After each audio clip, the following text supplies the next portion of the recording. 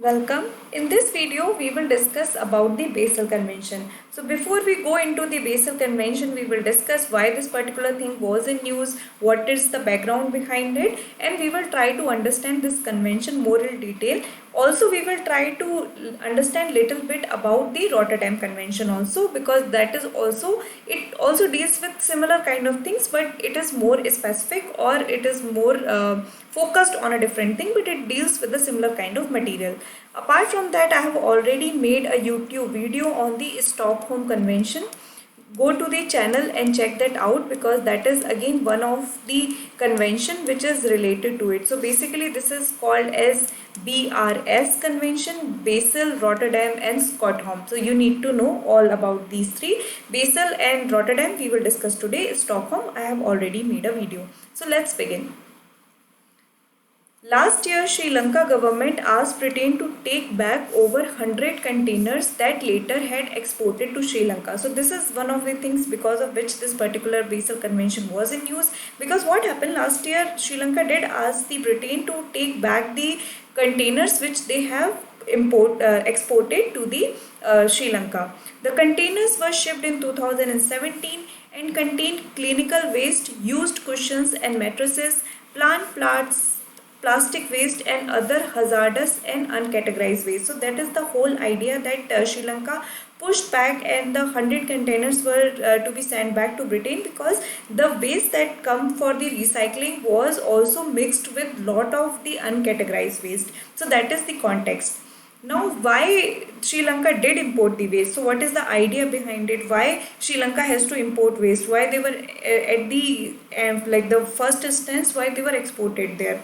So BBC reported that some wealthy Western nations ship their waste to developing countries since it is cheaper, helps to meet their recycling targets and also reduce domestic landfill. So this is the idea why developing countries send their waste to the developing countries. On the other hand, developing countries taking this waste act as a source of income. So basically how they process through that waste will generate income for them, and hence they import it.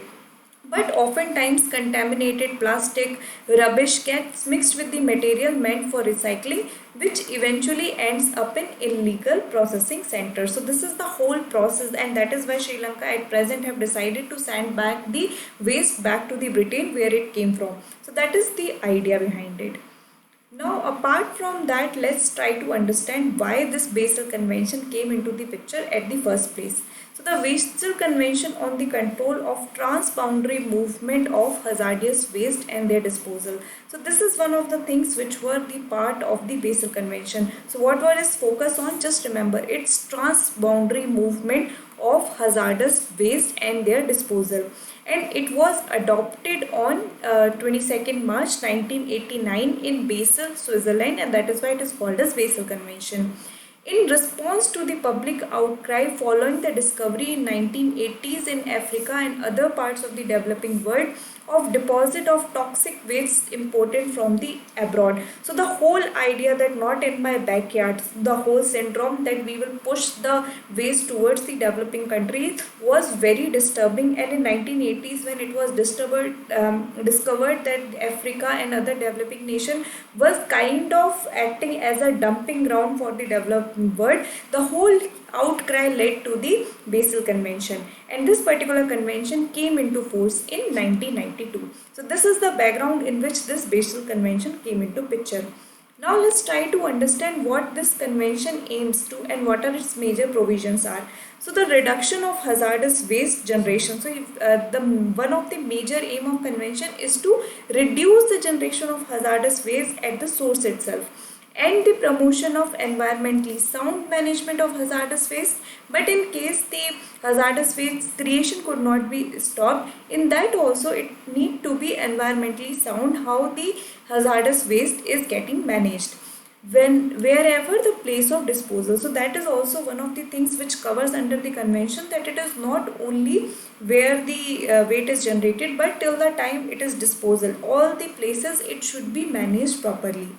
Next aim for under this convention is the restriction of transboundary movement of hazardous waste except where it is perceived to be in accordance with the principle of environmentally sound management. So that is also one thing which is like the major aim for this convention, that the developed country should not like on the whim send the waste to the developing country, but it should follow the environmentally sound management, and then only it is allowed for the transboundary movement of waste. Transboundary basically means from one country to another country. A regulatory system applying to cases where transboundary movements are permissible. So even when the permissible things are there and there is environmentally sound management, even there is a regulatory system so that it could see what kind of hazardous waste is getting transported from one boundary to the other, from one country to the other. So these are the major aim under the convention, and Basel Convention actually look after the hazardous waste and their disposal along the transboundary movement. So this is the major features of the convention. Now let's just quickly also try to understand about the Rotterdam Convention. So the Rotterdam Convention on the prior informed consent procedure for certain hazardous chemical and pesticide in international trades provide parties with a first line of defense against hazardous chemical. So Rotterdam Convention is about the PIC, which is prior informed consent, that the countries in which you are like moving the waste, the chemical hazards, the hazardous chemicals or the pesticide, those countries should be informed that what is getting imported in their country. So that is the major goal under the prior informed consent.